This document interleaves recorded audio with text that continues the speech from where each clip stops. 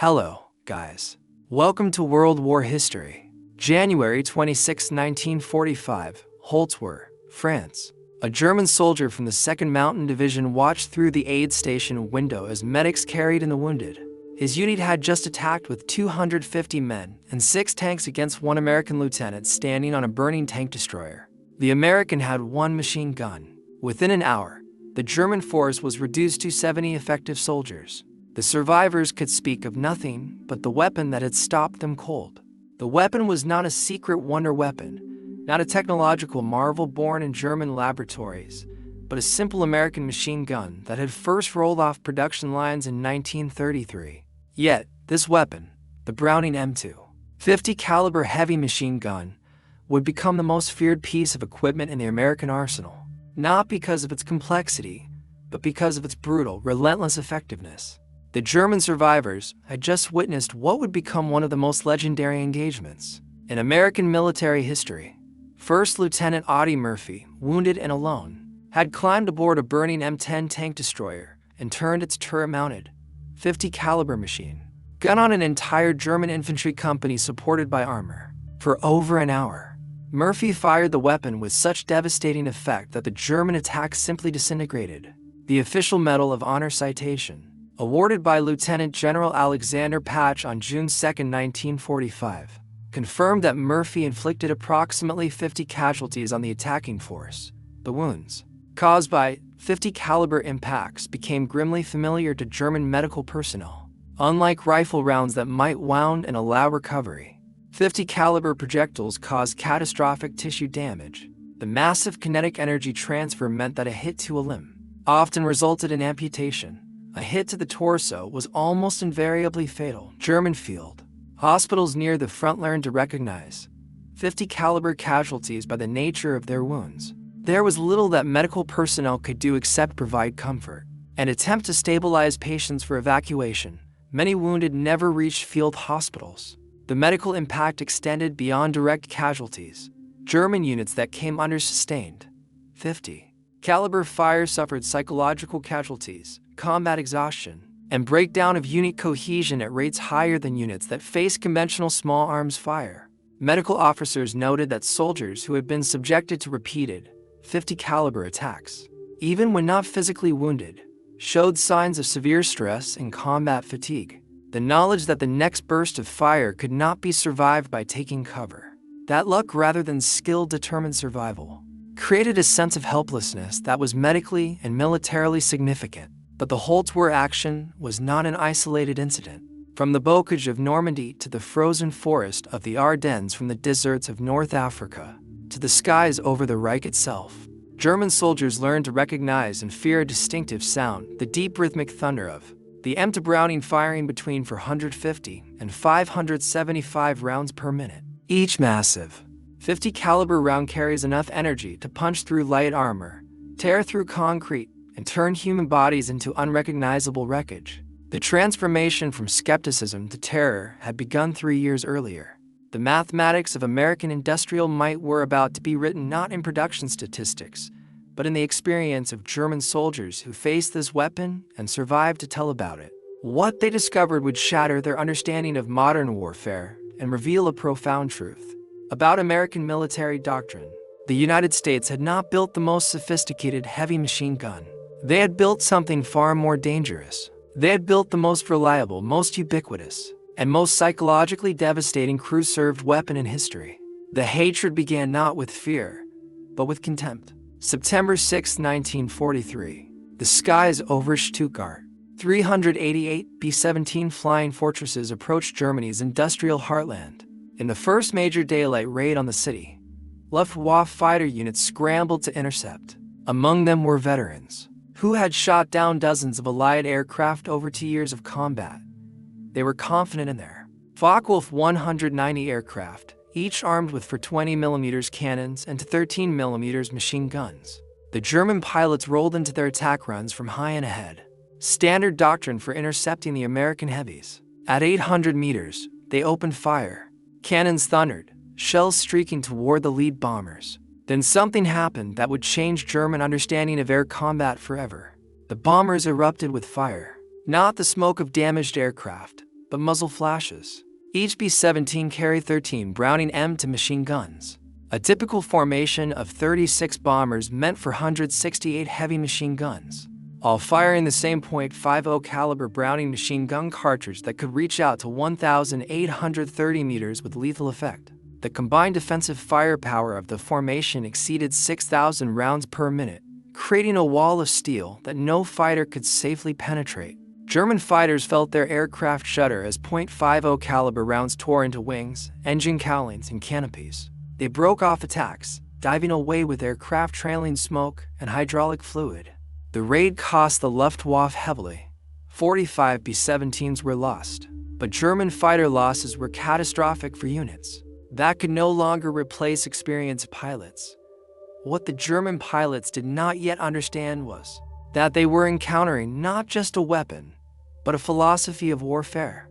The Americans had solved the problem of bomber defense not through technological sophistication, but through overwhelming volume of fire. Each B-17G carried between 5,000 and 7,000 rounds of .50 caliber ammunition distributed across 13 gun positions, with some crews adding extra ammunition beyond regulations. Luftwaffe pilots had been trained to respect 20mm and 30mm cannons, because those weapons could destroy a bomber with a single well-placed shot. They had learned to fear the explosive rounds that would detonate on contact. But the American .50 caliber did not explode. It did not need to. The massive half-inch diameter projectile, weighing 707 grains, traveling at 2,900 feet per second, carrying 12,000 foot-pounds of muzzle energy, simply punched holes in everything it touched: wings, engines, fuel tanks, pilots. By October 1943, Luftwaffe fighter units had begun to understand the true danger. Oberleutnant Heinrich Worms, an ace with 93 victories, described the American bomber formations in a letter to his family. To attack the Americans is to fly through a storm of steel. You see the tracers, 1 round in 5, and you know that for every tracer you see, for more bullets you cannot see are flying past. When you close to effective cannon range, you are already inside their killing zone. The Germans adapted their tactics. They tried head-on attacks, diving from above, climbing from below, attacking from the sides. Nothing worked consistently. The American gunners had overlapping fields of fire. If you came from ahead, the nose guns and top turret would engage. From behind, the tail guns and ball turret. From the sides, the waist guns. From above or below, the ball turret and top turret. There was no safe approach. The United States Army Air Forces had arranged their combat box formations of 18 to 21 aircraft in three-dimensional space specifically to maximize overlapping fields of defensive fire. But the real horror was not the volume of fire, it was the reliability. German pilots flying the Messerschmitt, Bf 109, or Focke-Wulf 190 knew that. Their cannons were prone to jamming, especially in the cold air at high altitude. The German MG 130 113mm machine gun was better, but it still required careful maintenance and would fail at critical moments. The American Browning M2, by contrast, simply worked. It fired continuously for hours. It operated in temperatures ranging from -40 to +40 C. It functioned after being hit by German cannon fire. It kept shooting even when the barrels glowed red from sustained fire. American maintenance crews would replace overheated barrels in minutes, not hours, and the gun would resume firing without missing a beat. Lieutenant Wolfgang Fischer, a Ju-88 pilot who flew bomber intercept missions over the Reich, survived the war to give testimony at the post-war Luftwaffe debriefings. His words, recorded in March 1946, captured the growing realization among German aircrew we called the American bomber formations Die Legionen Festungen, the flying fortresses. But what made them true fortresses was not their armor or their formation discipline. It was those 50 caliber machine guns that never stopped firing, never jammed, never gave us an opening. We lost so many pilots, not to American fighters, but to the bomber defensive fire. It was like flying into a meat grinder. The ground were told the same story with different details. June 6, 1944, Normandy. Oberst Hans von Luck commanded elements of the 21st Panzer Division defending against the Allied invasion. Von Luck was no ordinary officer. He had fought at El Alamein, earned the Knight's Cross, and would later publish his acclaimed memoir, Panzer Commander. His division was among the first German units to encounter American forces in sustained ground combat. What von Luck discovered was that American doctrine had placed the 50 caliber machine gun on virtually every combat vehicle. Jeeps mounted them, trucks mounted them, half-tracks mounted them, tanks mounted them on turret roofs, tank destroyers mounted them. Even supply vehicles carried them for convoy protection. The Americans had achieved something the Germans had never attempted: universal heavy machine gun coverage across their entire force structure. Von Luck wrote in his memoir about the tactical implications. We had been told our training and our tactical doctrine would overcome American material advantage. At Normandy, I learned the truth. The Americans did not need superior tactics. They had enough ammunition to make mistakes and still win. Their 50 caliber machine guns were on every vehicle, every position, firing continuously. We could not move in daylight. Any attempt to maneuver drew immediate and overwhelming fire. The psychological effect was as destructive as the physical casualties. The German army had built its infantry doctrine around the machine gun. The MG-34 and its successor, the MG-42, were excellent weapons. The MG-42 fired at 1,200 rounds per minute, earning the nickname Hitler's buzzsaw from Allied soldiers who heard its distinctive sound. German squads carried 1,800 rounds per machine gun and organized their tactics around supporting the gun crew. The concept, called Einheitsmaschine or general-purpose machine gun, would later be adopted by NATO forces because it was tactically sound. But the Germans had never imagined the scale of American 50 caliber employment. A single American armored division advancing through France would have hundreds of 50 caliber machine guns mounted on vehicles. American supply convoys used a documented pattern of alternating fire, one vehicle shooting right, the next shooting left, to cover both flanks and break up German ambushes. This tactic was specifically effective against Panzerfaust teams trying to engage American armor at close range.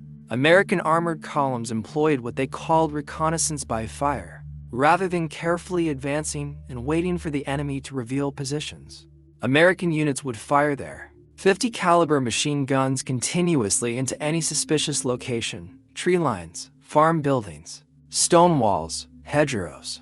The volume of fire would either suppress hidden German positions or provoke return fire that revealed their locations. This tactic, documented extensively in primary sources including tank tactics from Normandy to Lorraine by Roman Yaremowicz, drove German soldiers to distraction.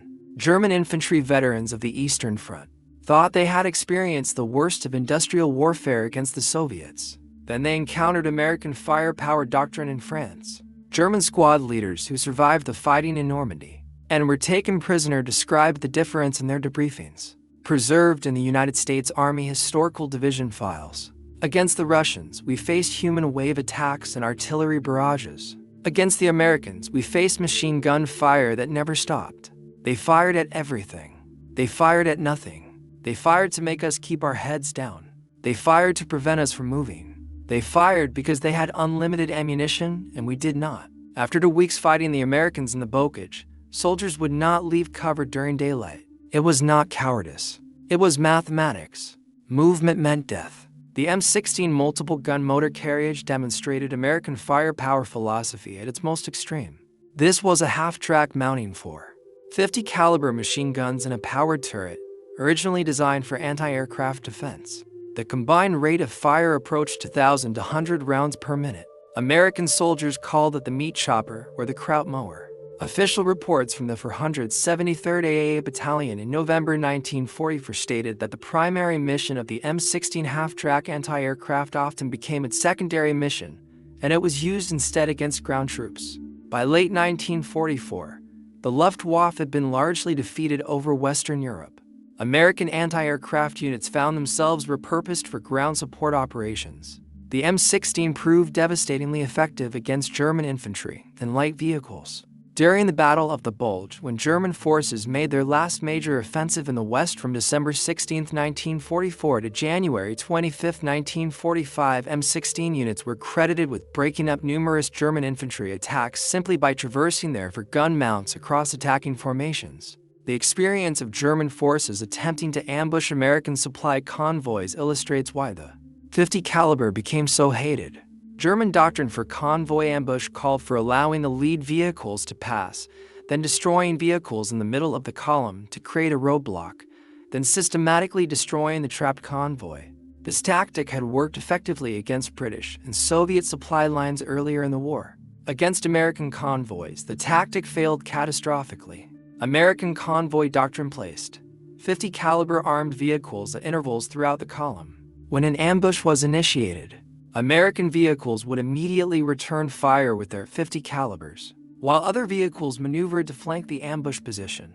The volume of return fire was so intense that German ambush teams frequently suffered heavier casualties than the convoys they attacked. German platoon leaders who participated in convoy ambushes during the fighting in France described the evolution of German tactics and their ultimate failure in post-war interrogations. In early ambushes, German forces positioned infantry with machine guns and Panzerfaust along roads.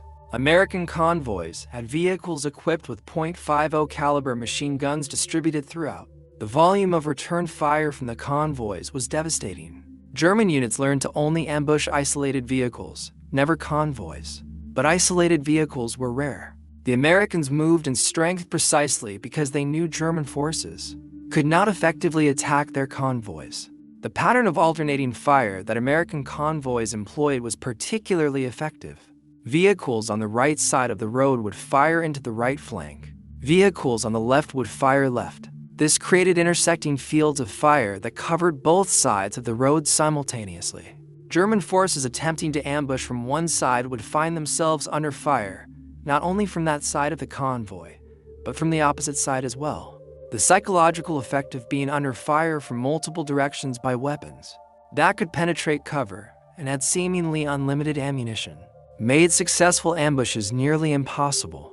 American logistics units understood that the .50 caliber machine gun was their primary defense. Drivers and assistant drivers received training on the weapons. Ammunition was loaded in quantities far exceeding official allocations. Convoy commanders were authorized to engage any suspected threat with immediate and overwhelming fire.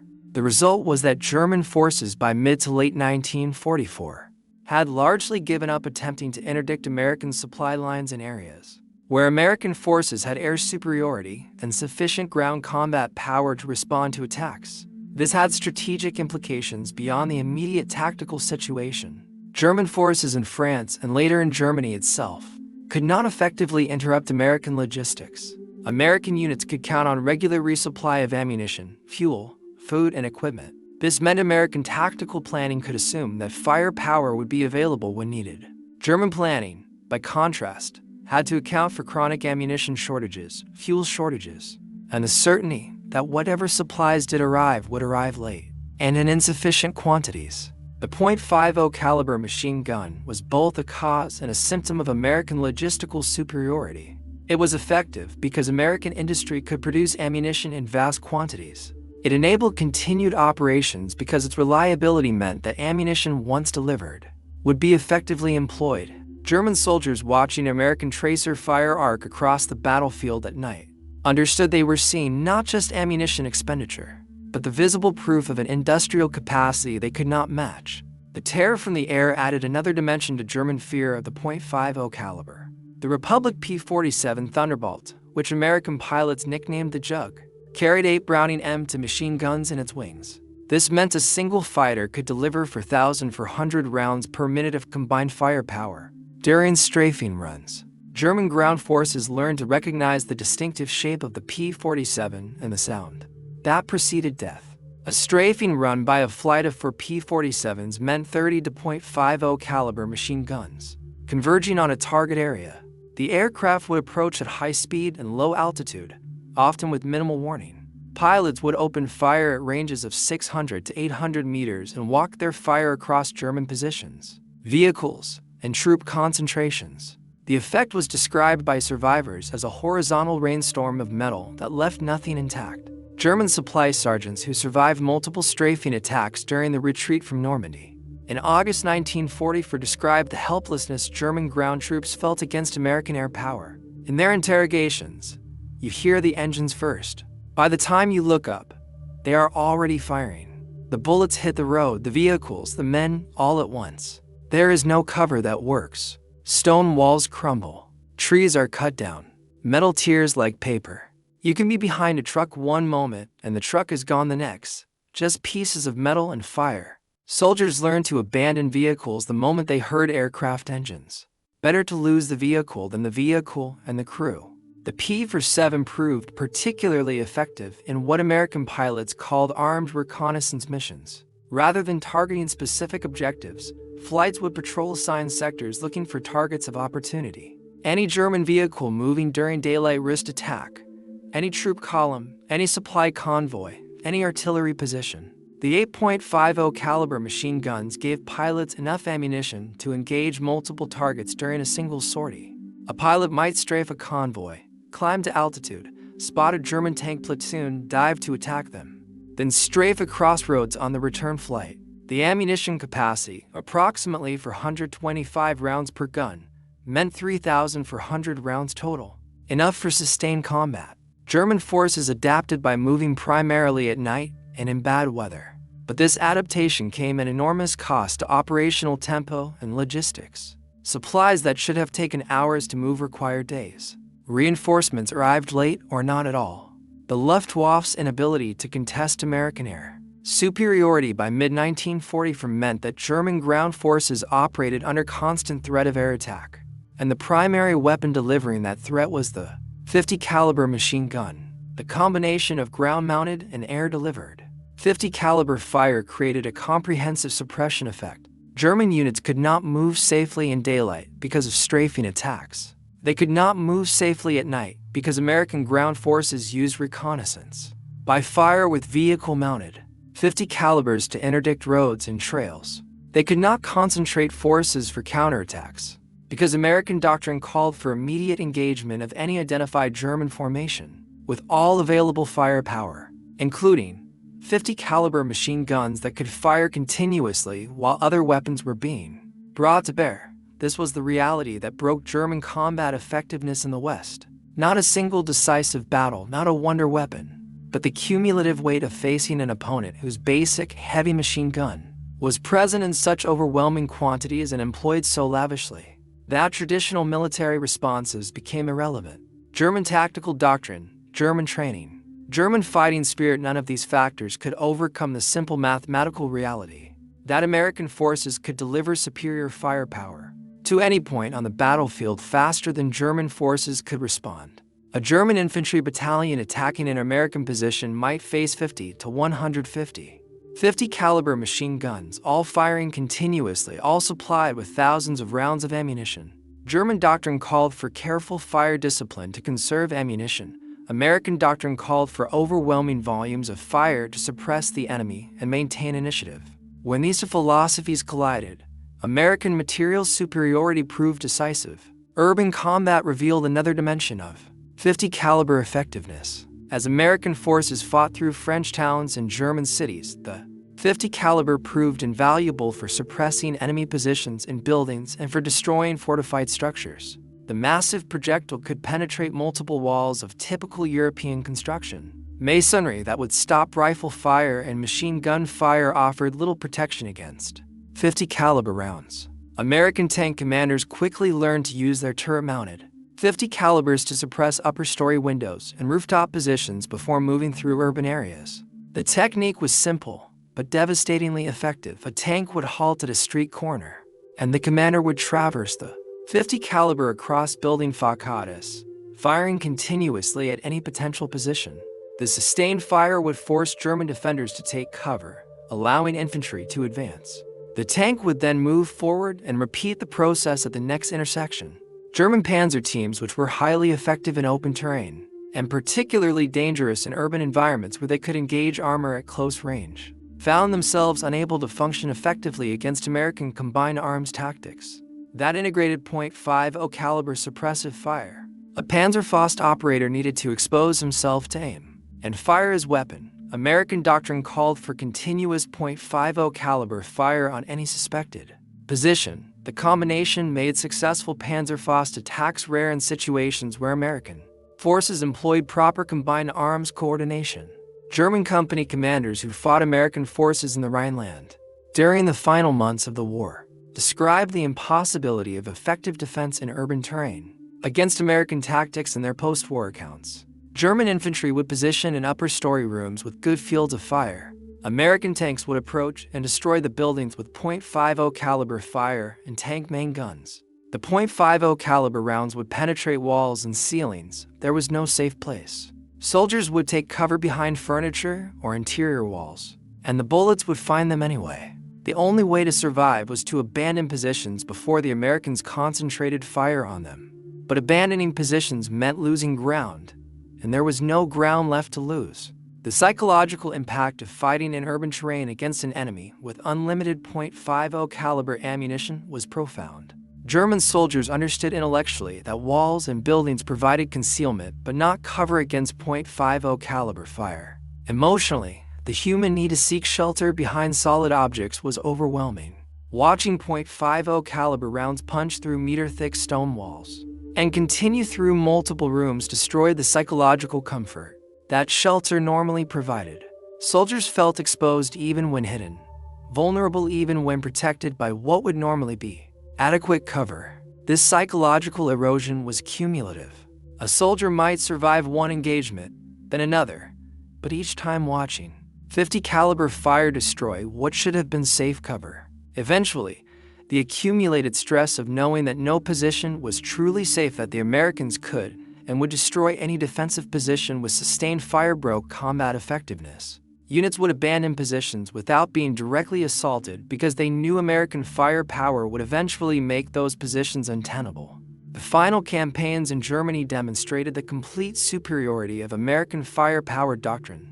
German forces fought with courage and skill, often achieving local tactical successes against numerically superior American forces. But tactical success meant nothing when American forces could simply mass firepower and reduce German positions to rubble.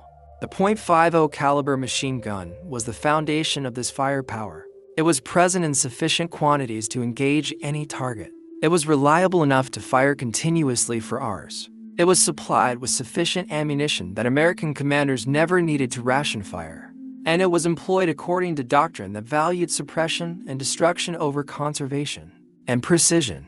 German tank crews learned to fear the .50 caliber for different reasons. While the M2 could not penetrate the frontal armor of German medium and heavy tanks, it could damage optical equipment, disable external stowage, and suppress accompanying infantry. More importantly, the .50 caliber could penetrate the thinner side and rear armor of many German armored vehicles. At combat ranges, American M10 tank destroyers carried a .50 caliber M2HB machine gun mounted on the rear of the turret for anti-aircraft defense and close infantry protection. Statistical analysis of ammunition expenditure shows that M10s fired far more high-explosive shells than armor-piercing rounds, indicating extensive use in infantry support roles, where the .50 caliber proved critical for what crews called cleanup operations in close quarters. A German panzer team might disable an American tank, only to be cut down by .50 caliber fire from accompanying tank destroyers or infantry support vehicles before they could escape.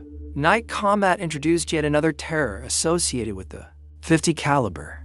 American ammunition used a ratio of 1 tracer round to every 4 ball rounds. This meant that every 5th .50 caliber bullet visible to the enemy was a glowing tracer that marked the trajectory of the burst. German soldiers watching American .50 caliber fire at night could see the tracers arcing toward them, streaks of light that seemed to move slowly enough to track visually, but that arrived with devastating speed and force. The psychological effect was profound. Soldiers could see death approaching. They could watch the tracers converge on their position. They knew that for every tracer they saw, additional rounds were flying along the same path. The human instinct to duck or dodge was useless because by the time a soldier saw the tracer, the rounds had already arrived. Veterans learned not to watch the tracers, but knew replacements would fixate on them.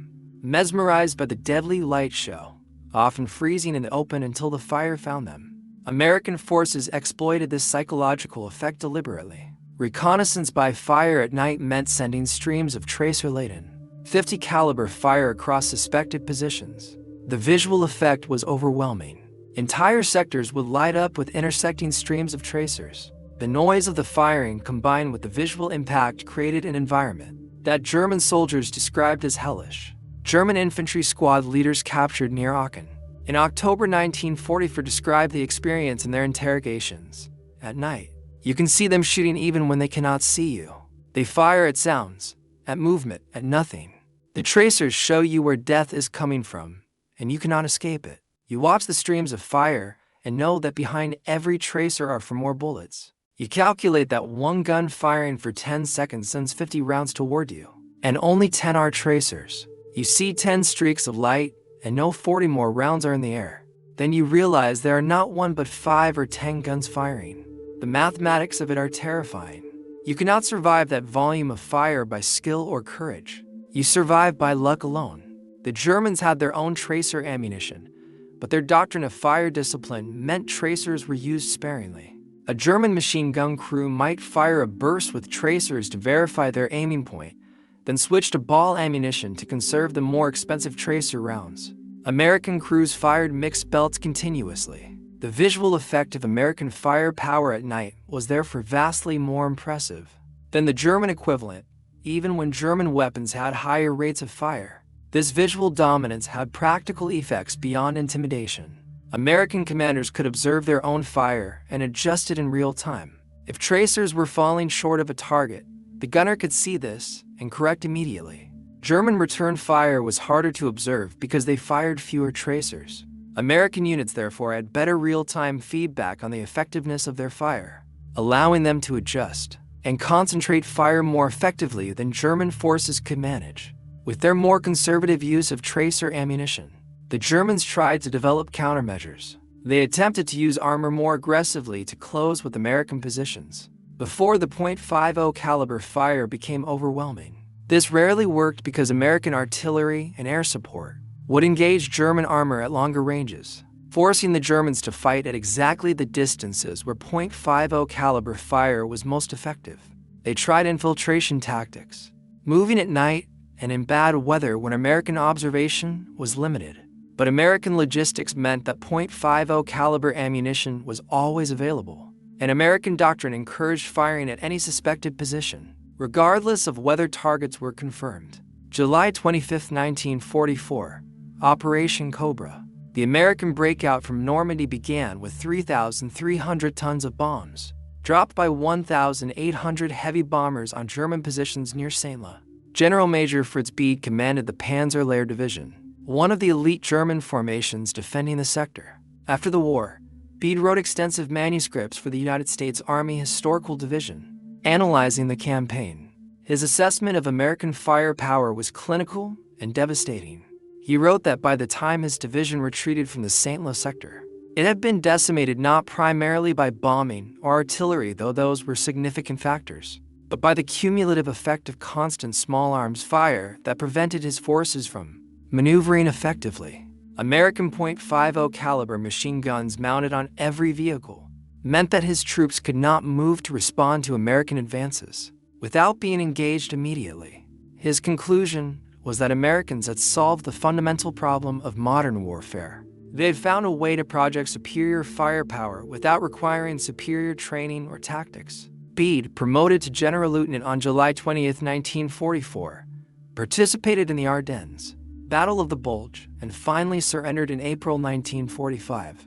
His post-war writings would become major sources for understanding German perspectives on American combat methods. He noted repeatedly that the .50 caliber machine gun, operated by soldiers with minimal specialized training and supplied with vast quantities of ammunition, created a baseline of firepower that German forces could not match with their more sophisticated weapons and better trained crews. The winter of 1944 brought the Battle of the Bulge, Germany's last major offensive in the West. German forces achieved complete tactical surprise and initial success. For the first few days, it appeared possible that German armor might break through to the Meuse River and split the Allied armies. Then American logistics reasserted itself, and with it, the .50 caliber machine gun. American units rushed to the Ardennes, carried their standard load of ammunition and equipment. This meant that even ad hoc defensive positions could bring devastating volumes of .50 caliber fire to bear on German attacks. The battle devolved into exactly the kind of grinding attrition fight that favored American material superiority. At Bastogne, surrounded American forces used their .50 caliber machine guns to devastating effect against German infantry attacks. The guns operated reliably despite temperatures well below freezing, mud, snow, and the general chaos of sustained combat. German forces made one critical error in their planning for the bold offensive. They assumed that bad weather would ground American air power and reduce the effectiveness of American fire superiority. They were half right. Weather did initially limit air operations, but German planners had not accounted for the fact that ground-mounted .50 caliber machine guns were unaffected by weather, and that American logistics could sustain ammunition expenditure at rates the Germans found incomprehensible. General der Fallschirmtruppe Alfred Schlemm commanded the 1st Parachute Army from November 1944 to March 1945, when he was wounded during Operation Veritable, the Canadian First Army's assault across the Rhine. Schlemm had the unenviable task of defending against Allied offensives with increasingly limited resources and declining troop quality. His post-war analysis, like Bed's, focused on the cumulative psychological impact of American firepower. Schlemm noted that by early 1945, German soldiers had learned to recognize the sound of American .50 caliber fire at great distances. The knowledge that any position could be engaged by these weapons, that any movement could draw immediate fire, and that German forces had no effective counter, created what he called a defensive mentality that made offensive operations nearly impossible. His forces successfully evacuated across the Rhine before the final Allied push, but he attributed his casualties primarily to the constant attrition caused by American heavy machine gun fire during the retreat. The technical specifications of the M2 Browning help explain its effectiveness. The weapon weighed 84 pounds without a tripod, 128 pounds with the M3 tripod mount. This made it heavy, but not impossibly so for a crew-served weapon. The effective range of 1,830 meters meant it could engage targets well beyond the range of German rifles and light machine guns. The rate of fire, between 450 and 575 rounds per minute, was slower than the German MG-42. But faster fire rates meant nothing when German crews had limited ammunition. The .50 caliber Browning machine gun cartridge fired by the M2 carried specifications that made it effective against a wide range of targets. The standard M33 ball round achieved a muzzle velocity of 2,910 feet per second. Armor-piercing variants could penetrate 19 millimeters of armor at 500 meters. The M88PI armor-piercing incendiary round penetrated 16 millimeters at 500 meters and would ignite fuel or ammunition upon penetration. The M20API variant, with its tracer element, penetrated 21 millimeters at the same range. This meant that while the .50 caliber could not defeat the frontal armor of a Tiger or Panther tank, it could penetrate the armor of half-tracks, armored cars, and the side and rear armor of many German armored vehicles. More importantly, it could destroy truck engines, puncture fuel tanks, disable artillery pieces, and suppress infantry at ranges where return fire was ineffective. The M2's reliability stemmed from its design. John Browning had begun development in July 1917 during the First World War.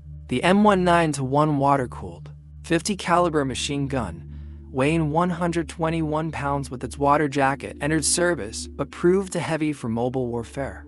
The M2 air-cooled version, adopted in 1933, eliminated the water cooling system and reduced weight while maintaining reliability. The basic operating principles of the weapon were simple, robust, and proven. American manufacturers, including AC spark plug, Frigidaire, Guide Lamp, and Colt, produced nearly 2 million .50 caliber machine guns of all models during the war years. Production of the M2HB, the heavy barrel version that could sustain longer periods of fire, reached approximately 350,000 units total across all services and theaters. The scale of production meant that American forces never lacked for replacement weapons or spare parts. The Germans understood intellectually what they faced. Their own weapons were in many respects more sophisticated. The MG-34 and MG-42 were better suited to the role of squad automatic weapon. The German 13mm MG-131 aircraft machine gun had a higher rate of fire at 900 rounds per minute. German 20mm and 30mm aircraft cannons were more destructive per hit than any machine gun. But sophistication meant nothing in the face of overwhelming material superiority. The Americans had built a weapon that was good enough for every role it needed to fill, and had produced it in quantities that allowed universal employment. Every American bomber carried 13 MTOS. Every fighter like the P-47 Thunderbolt carried 8 MTOS. Every American combat vehicle carried at least one. American infantry companies had organic, 50 caliber heavy machine gun sections. American anti-aircraft units could repurpose their M16 quad mounts for ground combat. The weapon was everywhere, always available, always supplied with ample ammunition, and it worked every time it was needed. The psychological impact on German forces was cumulative and devastating. Individual soldiers might survive encounters with 50 caliber fire. Units might successfully complete tactical missions despite American firepower superiority. But over weeks and months of combat, the constant knowledge that the Americans could bring overwhelming fire to bear on any target at any time with weapons that functioned reliably in all conditions wore down German combat effectiveness as surely as casualties and equipment losses. This was not cowardice on the part of German soldiers. These were veteran troops who had fought across Europe and North Africa. Many had faced Soviet attacks on the Eastern Front, but there was something uniquely demoralizing about the American approach to warfare. The Soviets might mass human waves and artillery. The British might demonstrate tactical excellence and coordination. The Americans simply deployed overwhelming material resources and fired until resistance collapsed. German officers found it increasingly difficult to motivate men to attack. When they knew American .50 caliber fire would meet any advance, German infantry became reluctant to maneuver in daylight. German vehicles clustered in cover rather than advancing.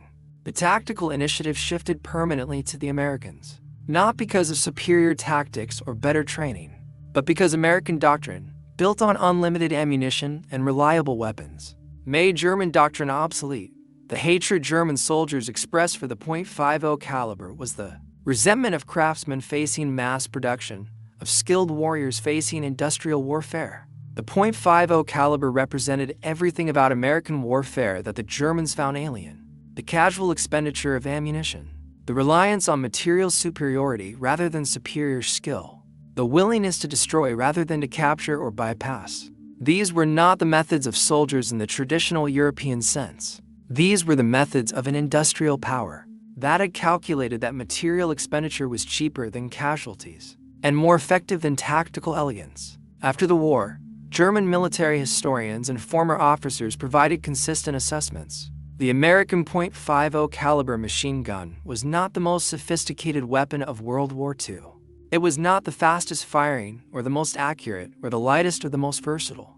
It was simply the most effective because it combined reliability, ubiquity, and overwhelming logistical support. The weapon itself was only part of the equation. The system that produced it by the millions, supplied it with billions of rounds of ammunition, and employed it according to doctrine that accepted material expenditure as the price of victory. That system was what defeated Germany. The legacy of the M2 Browning can be measured in its continued service. 80 years after it entered production, the weapon remains in active use with the United States military and armed forces around the world. It has outlasted every weapon system that opposed it in World War II. It has served in every American conflict from World War II through the present day. This longevity reflects the fundamental soundness of the design and the effectiveness of the American military philosophy it embodies. The broader strategic implications became clear only in retrospect. German military planning had assumed that superior training and tactical excellence could offset American numerical advantages. This assumption proved catastrophically wrong. The .50 caliber machine gun demonstrated that adequate weapons produced in overwhelming quantities and supplied without restriction trumped sophisticated weapons produced in limited numbers and supplied sparingly. German tank commanders who had defeated Soviet armor through superior tactics found themselves unable to maneuver against American combined arms teams that included multiple .50 caliber machine guns. German infantry who had mastered the tactical intricacies of the MG42 found their expertise meaningless when American forces could simply saturate defensive positions with sustained .50 caliber fire. German pilots who had honed their skills against the RAF found themselves shredded by defensive fire. from bomber formations that valued volume over precision. The lesson was universal and unforgiving. In industrial warfare, the side that can sustain higher material expenditure will prevail, regardless of tactical skill disparities. The Germans had brought a craftsman's approach to a mass production war. They had optimized for efficiency when the situation demanded overwhelming force. They had conserved ammunition when their opponents could afford to expend it freely. What German soldiers learned through bitter experience was that modern industrial warfare rewards not tactical brilliance or superior training, but the capacity to sustain overwhelming material expenditure.